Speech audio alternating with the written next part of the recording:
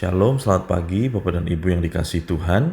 Saya percaya penyertaan Tuhan atas hidup kita sempurna adanya. Mari buka bersama dengan saya 1 Tawarikh pasal yang keempat, ayat yang ke-9 sampai yang ke-11. Saya bacakan untuk saudara. Yabes lebih dimuliakan daripada saudara-saudaranya.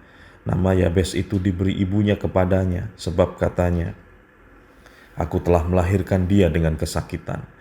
Yabes berseru kepada Allah Israel, katanya, "Kiranya engkau memberkati aku berlimpah-limpah dan memperluas daerahku, dan kiranya tanganmu menyertai aku dan melindungi aku daripada malapetaka, sehingga kesakitan tidak menimpa aku." Dan Allah mengabulkan permintaannya itu. Arti kata Yabes adalah kesakitan. Kesakitan akan apa? Kondisi Israel pada saat itu baru pulang dari pembuangan Babel. Kondisinya jelas penuh kesakitan. Pada ayat yang ke-9 tadi kita baca, ibunya memberi nama kepadanya Yabes, sebab katanya, "Aku telah melahirkan dia dengan kesakitan." Kondisi Yerusalem pada saat itu porak-poranda, sawah tidak menghasilkan, tanah pun tidak jelas di mana, kambing domba lembu tidak ada makanan, pohon juga tidak menghasilkan. Kondisinya saat itu mengenaskan. Untuk memberi gambaran kepada saudara betapa mengenaskan kondisi Yerusalem pada saat itu, saya bacakan kepada saudara 2 Raja-Raja 25 ayat 1 sampai ayat yang ke-10. Maka pada tahun ke-9 dari pemerintahannya, dalam bulan yang ke-10, pada tanggal 10 bulan itu, datanglah Nebukadnezar Raja Babel dengan segala tentaranya menyerang Yerusalem. Ia berkemah mengepungnya dan mendirikan tembok pengepungan sekelilingnya. Demikianlah kota itu terkepung sampai tahun yang ke-11 zaman Raja Zedekia. Pada tanggal 9 bulan yang keempat, ketika kelaparan sudah merajalela di kota itu dan tidak ada lagi makanan pada rakyat negeri itu, maka dibelah oranglah tembok kota itu dan semua tentara melarikan diri malam-malam melalui pintu gerbang antara kedua tembok yang ada di dekat taman raja. Sekalipun orang Kasdim mengepung kota itu sekeliling, mereka lari menuju ke arah Yordan. Kelima, tetapi tentara Kasdim mengejar raja dari belakang dan mencapai dia di dataran Yeriko. Segala tentaranya telah berserak-serak meninggalkan dia. Maka mereka menangkap raja dan membawa dia kepada Raja Babel di Ribla yang menjatuhkan hukuman atas dia. Ayat yang ke-7, perhatikan. Orang menyembelih anak-anak Sedekia di depan matanya. Kemudian dibutakanlah mata Sedekia. Lalu ia dibelenggu dengan rantai tembaga dan dibawa ke Babel. Ketika dalam bulan yang kelima, pada tanggal 7 bulan itu, itulah tahun ke-19 zaman Raja Nebukadnezar Raja Babel. Datanglah Nebuzaradan, kepala pasukan pengawal pegawai Raja Babel ke Yerusalem. Ayat 9, perhatikan. Ia membakar rumah Tuhan, rumah raja, dan semua rumah di Yerusalem.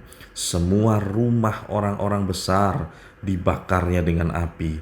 Ayat yang ke-10, tembok sekeliling kota Yerusalem dirobohkan oleh semua tentara Kasdim yang ada bersama-sama dengan kepala pasukan pengawal itu. Bapak dan Ibu, itulah kondisi Yerusalem pada saat itu. Alkitab mencatat anak-anak Sedekia disembelih di depan mata ayahnya. Kemudian Sedekia dicukil matanya. Kemudian pada ayat yang ke-9 yang saya baru bacakan tadi, mereka membakar rumah Tuhan, rumah raja, dan semua rumah di Yerusalem. Saudara bisa bayangkan, satu kota, semua rumah di satu kota itu dibakar habis. Itulah kondisi Yerusalem pada saat itu. Nama Yabes mencerminkan situasi itu. Doa seorang Yehuda ini, Yabes adalah suku Yehuda. Doa seorang Yehuda ini bukanlah mantra, Bapak dan Ibu. Bukan juga sebuah permintaan yang harus di copy paste, yang harus ditiru oleh setiap kita orang percaya. Doa ini bukan mantra yang harus diucapkan ketika saudara dan saya ada sebuah kebutuhan yang tidak tercukupi. Ayat ini juga tidak berbicara mengenai kemakmuran yang dangkal semata. Tapi saya mau ajarkan kepada saudara firman yang benar pagi ini. Doa Yabes ini merupakan pembuktian siapa sejatinya Allah saya dan saudara. Doa Yabes ini merupakan pembuktian siapa sejatinya Allah yang kita sembah. Kalau saudara mempelajari Alkitab keseluruhan dalam pasal-pasal yang selanjutnya mengenai doa Yabes ini, kesakitan, nama orang yang dinamakan atas kesakitan yang pada saat itu terjadi, diubah Tuhan menjadi penuh kemenangan dan kebahagiaan. Dan itulah yang Allah kerjakan atas Yehuda, atas Yerusalem sepulang dari pembuangan dari Babel. Itulah yang Tuhan kerjakan. Tadi kita baca satu kota itu dibakar, saudaraku. Habis, rumah Tuhan pun dibakar habis. Seluruh isinya diangkut ke Babel. Tidak ada yang tersisa. Tapi Tuhan sanggup memulihkan itu. Itulah makna sejati dari doa Yabes. Saya ulang kepada saudara, doa Yabes bukan suatu mantra atau permintaan doa yang harus kita tiru. Bukan pula merupakan sebuah kemakmuran yang dangkal. Tetapi doa Yabes mencerminkan pembuktian sejati siapa Allah saya dan saudara. Dan Tuhan sudah buktikan melalui kasih setianya dan perbuatan tangannya. Yerusalem yang porak-poranda dia pulihkan.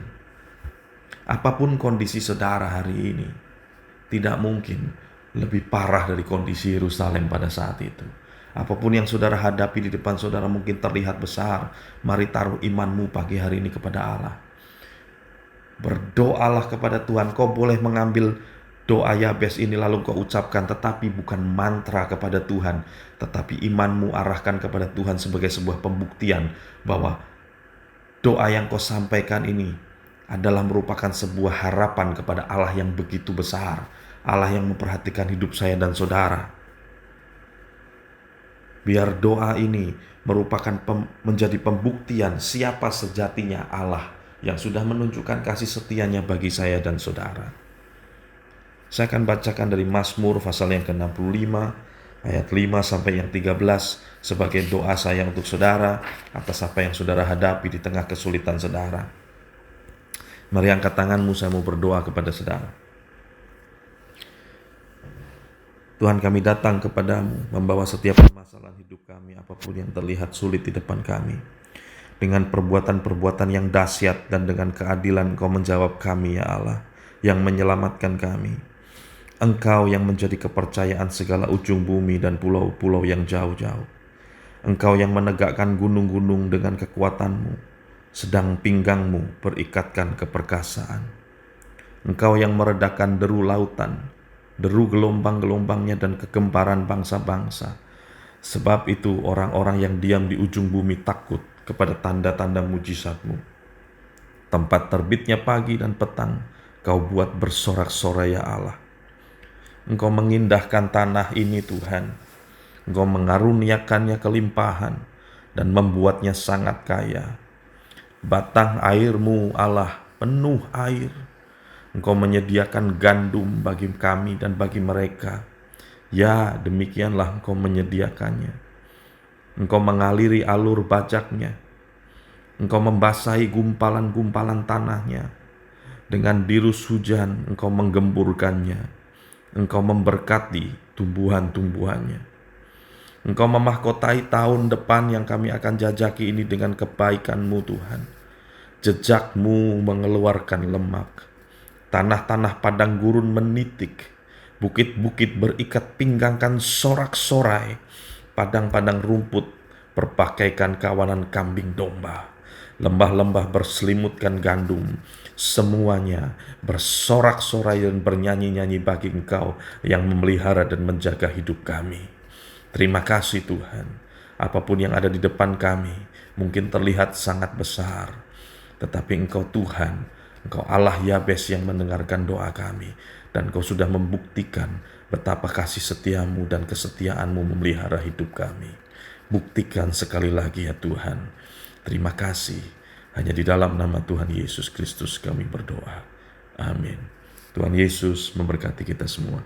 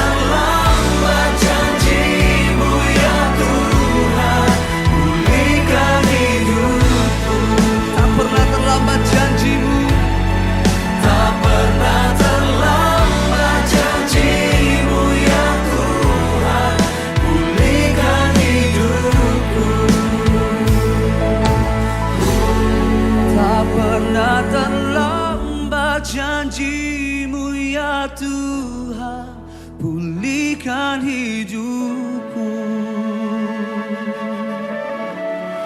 Kau pulihkan aku Tuhan. Mari bersama-sama kita berikan tepuk tangan yang terbaik hanya buat Allah.